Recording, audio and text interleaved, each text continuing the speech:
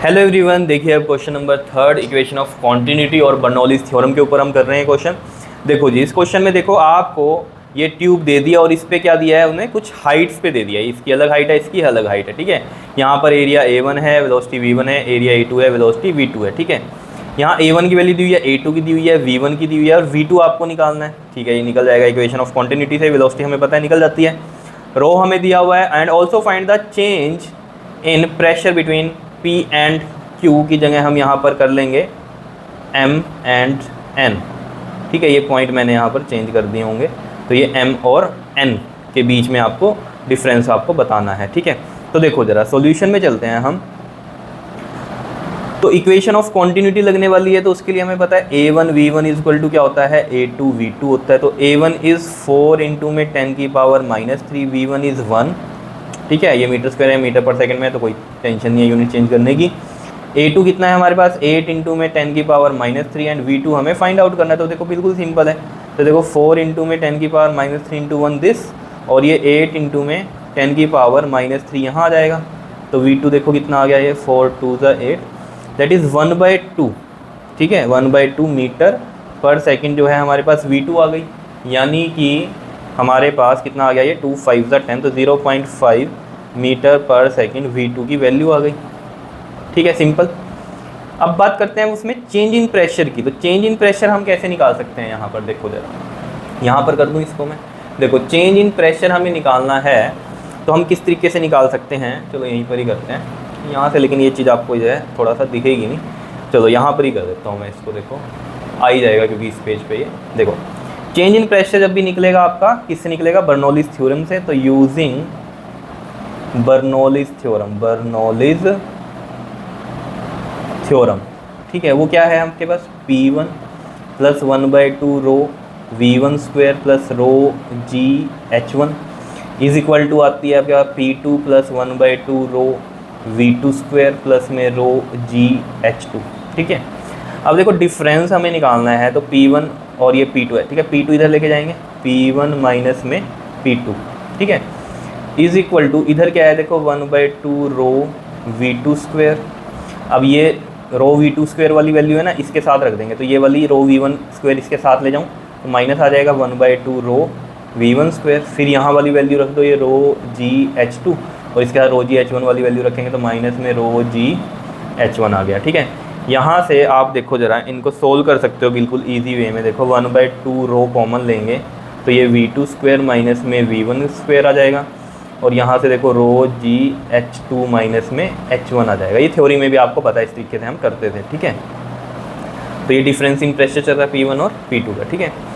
अब देखो यहाँ से ये चीज़ तो आपके समझ में आई गई है कि यहाँ पर एरिया ज़्यादा है, 0.008 बनता है ना, ये 10 की पावर -3 है तो नीचे 1000 लगेगा। ये बनता है हमारा 0.008 और ये बनता है 0.004 ये वाला। तो ऑब्वियस सी बात है A2 हमारा ज़्यादा है, तो यहाँ V2 क्या रहेगा, कम रहेगा इक्वेशन ऑफ कॉन्टिन्यूटी से। तो देख लो V2 कम आ रहा है एज़ कम्पेयर टू V1 है 1, बिकॉज यहाँ एरिया छोटा है तो यहाँ वेलोसिटी ज़्यादा है, यहाँ एरिया बड़ा है तो यहाँ वेलोसिटी कम हो जाएगी। ये चीज़ हमें पता है। क्लियर है इतनी बात या नहीं बताओ, ठीक है। तो यहाँ पर डिफरेंस इन प्रेशर अब हम निकाल रहे हैं, ठीक है। तो वो देखो ज़रा 1/2 रो, अब V2 इज़ 0.5 इसका स्क्वायर माइनस V1 इज़ 1 का स्क्वायर हो गया, ठीक है। क्लियर है, इस तरीके से कर सकते हैं हम। या फिर इस 0.5 की जगह ना मैं 1/2 कर लूँ यहाँ से, देखो तो ये इजी हो जाएगा आपके लिए थोड़ा, ठीक है। तो मैं इसको क्या कर देता हूँ, यहाँ पर 1/2 का स्क्वायर लिख देता हूँ, ठीक है। इससे इजी सोल्व हो जाएगा।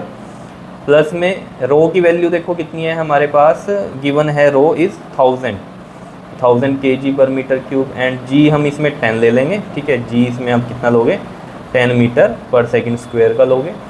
H2 कितना है हमारे पास, देखो यहाँ पर H2 गिवन है हमारा 5 और H1 है 2, ठीक है। तो ये हो गया, इसलिए कह रहा था कि यहाँ पर लिखते हैं ताकि यहाँ से आपको दिखता भी रहे कि क्या हो रहा है, ठीक है। अब देखो मैं इसको दोबारा लिख दूँ, 1/2 रो की वैल्यू कितनी है, 1000 है। यहाँ पर मैंने V2 की वैल्यू ली है 1/2 का स्क्वायर माइनस ये 1 का स्क्वायर, ठीक है। इस तरीके से लिख दिया ये, और ये कितना हो जाएगा आपके पास, देखो ये 10,000 और 5 में से 2 माइनस करेंगे तो ये 3 आ गया, ठीक है। ये देखो आपके पास ये 500 हो गया, ठीक है। तो ये हो गया आपके पास 500 और अंदर हम देखेंगे तो 1 का स्क्वायर 1, 2 टू द 4 माइनस 1 का स्क्वायर 1 प्लस ये कितना आ जाएगा आपके पास 30,000, सॉरी हाँ 30 आएगा, 10 इंटू 3 30, तो 30,000, 10,000 को 3 से करेंगे तो 30,000 आ जाएगा। एलसीएम लो, यहाँ 4 एलसीएम आएगा, यहाँ 1 आ जाएगा, यहाँ पर कितना आ जाएगा 4 आ जाएगा, ठीक है। आता ही होगा एलसीएम लेना, तो ये 30,000 है। देखो ना 4 एलसीएम लिया तो 4 को 4 से डिवाइड किया 1, 1 इंटू 1 1, 1 और 4 को डिवाइड किया 4 आएगा, 4 इंटू 1 4, ठीक है। ऐसे ही करते हैं। फिर देखो 500 इंटू में यहाँ कितना आ जाएगा, ये माइनस का 3/4 आएगा और प्लस का 30,000, ठीक है। इसको कर लो, देखो 4 1 ज़ा 4, 4 2 ज़ा 8 एंड 4 5 ज़ा 20, तो 125 आ रहा है ये, ठीक है। आ रही है बात समझ में? तो 125 को 3 से करो, 125 को 3 से, 3 5 ज़ा 15, 3 2 ज़ा 6 और 1 7, 3 1 ज़ा 3, तो ये आ रहा है माइनस का 375 प्लस का 30,000। देखो यहाँ पर ये माइनस में क्यों आई है बताओ, ये वेलोसिटीज़ की वैल्यू माइनस में क्यों आई है? क्योंकि हमने किया है V2 माइनस V1, और V2 तो कम है, V2 कम है और V1 ज़्यादा है, तो कम में से ज़्यादा माइनस करेंगे तो आपके साथ है माइनस में आएगी वैल्यू। क्लियर है इतनी बात? ठीक है। तो यहाँ पर 30,000 में से आप 375 माइनस करो, तो 10 में से 5 गया 5, और यहाँ पर 9 बचा, 9 में से 7 गया 2, और यहाँ 9 में से 3 गया इस 6, यहाँ कितना बचा 9, और यहाँ बच गया 2, तो ये आ रहा है आपके पास 29625 न्यूटन पर मीटर। तो ये हमारे पास प्रेशर डिफरेंस आ गया। क्लियर है? कर लोगे इसको? ठीक है, इजी था क्वेश्चन, तो इस तरीके से ये करना है हमें क्वेश्चन, ठीक है। ओके जी, थैंक यू।